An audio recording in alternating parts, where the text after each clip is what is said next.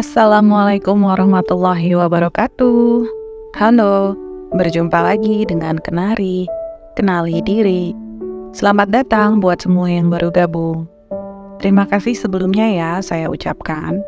Beberapa dari rekan-rekan bertanya mengenai cara penyembuhan luka batin. Menurut saya, luka apapun itu yang telah mengganggu ketenangan jiwa dan batin kita, haruslah kita sadari bahwa semua itu adalah akibat kurangnya diri kita ke dalam diri. Diri kita selalu melihat keluar diri, melekat pada dunia, terlalu lelah secara fisik, berusaha membahagiakan orang lain, mempunyai ambisi pada dunia, lalu selalu mengikuti keinginan orang lain. Penyembuhan luka batin ini tidaklah mudah, karena kita harus melepaskan semua bentuk konsep dunia, dan juga melepaskan kemelekatan terhadap orang, manusia, makhluk, tempat, situasi, kondisi, dan materi dunia. Kita harus benar-benar bisa mengkosongkan diri dari semua itu untuk bisa melepaskan. Bukan berarti kita harus meninggalkan pekerjaan lalu berhenti dari pekerjaan yang sedang kita jalani.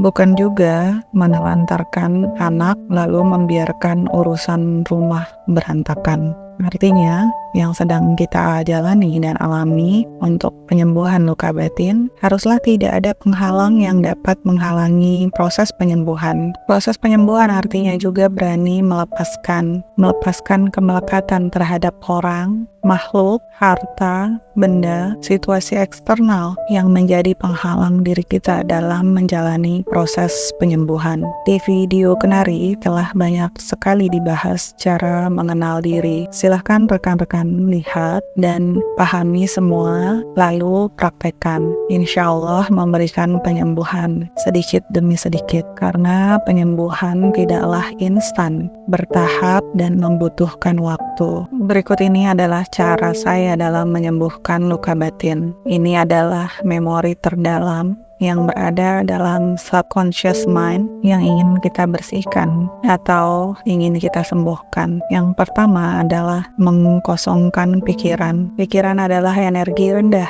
yang sesungguhnya harus dihilangkan. Dengan tidak berpikir, kita dapat terus dipandu dengan jalan yang lebih baik. Sedikit saja pikiran muncul, dia akan tidak karuan, melebar dan berhari-hari, bicara sendiri, tidak terhenti. Pikiran ini harus hilang dari diri kita. Ini adalah jalan masuknya setan, makhluk energi rendah. Beberapa dari kita mungkin ada yang diperlihatkan atau diberi kesempatan melihat orang kerasukan. Orang tersebut bahkan tidak bisa hafal ayat kursi di saat usianya. Tapi saat itu dia bisa menyebutkan ayat kursi dengan lancar. Kejadian ini nyata, bukan untuk menakut-nakuti. Dengan adanya pikiran, diri kita dibuat was-was. Was-was inilah artinya jin yang secara nyata masuk ke dalam diri. Energi rendah yang mudah masuk melalui pikiran. Energi rendah ini juga disebut jin, atau disebut juga makhluk halus yang mudah mengganggu, entitas yang jika rekan-rekan dapat memahami energi, maka rekan-rekan dapat merasakan entitas ini sedang berada di tubuh orang lain.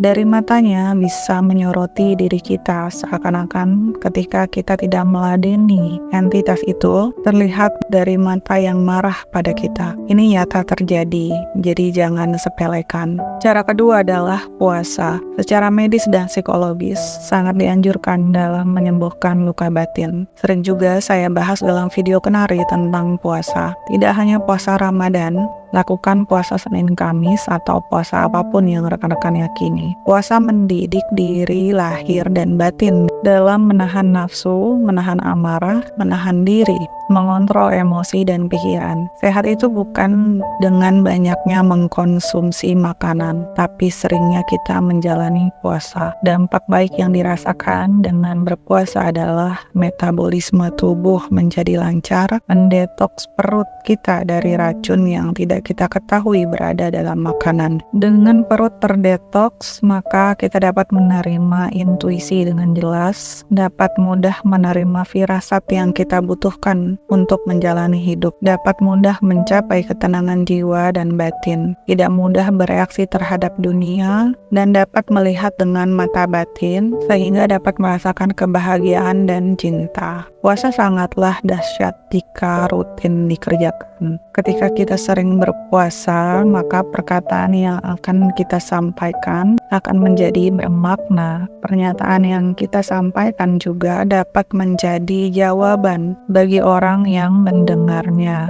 atau yang membutuhkannya. Cara yang ketiga adalah dengan meditasi atau tafakkur. Kita dapat merasakan hening. Meditasi dengan berzikir adalah cara tercepat mencapai keheningan. Dengan berzikir, pikiran, hati, dan jiwa, ketika kita belum bisa fokus meditasi untuk mencapai keheningan, kita bisa lakukan dengan berzikir terlebih dahulu. Meditasi atau tafakkur dengan berzikir dapat menghasilkan keheningan, merasakan kebahagiaan dari keheningan. Keheningan akan dicapai meskipun keadaan, situasi, kondisi dalam keadaan berisik, dalam keadaan bising, atau dalam menghadapi ego rendah orang lain. Dan ketika kita menghadapi situasi yang tidak menyenangkan, keheningan dapat terjadi ketika kita telah mencapai titik kosong. Diri kita tidak lagi bereaksi terhadap pikiran,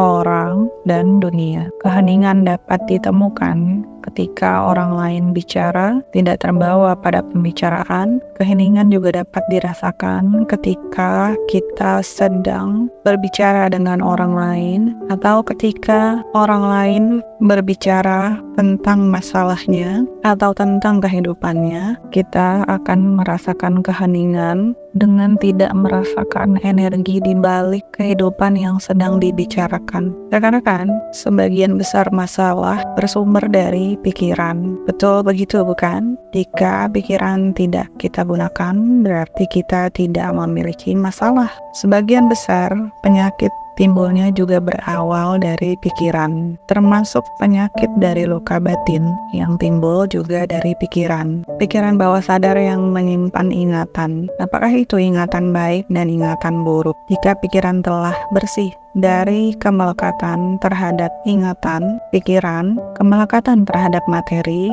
dan kemelekatan terhadap orang, situasi, dan kondisi, maka kita dapat mengalami kekosongan yang sebenarnya. Ketika semua kemelekatan telah hilang, maka kita berada di posisi menyerah, berserah. Ini adalah posisi yang sebenarnya untuk mencapai penyembuhan luka batin, pencerahan, dan kebahagiaan. Demikianlah video Kenari hari ini. Semoga bermanfaat. Wassalamualaikum warahmatullahi wabarakatuh. Sampai berjumpa di video berikutnya. Bye.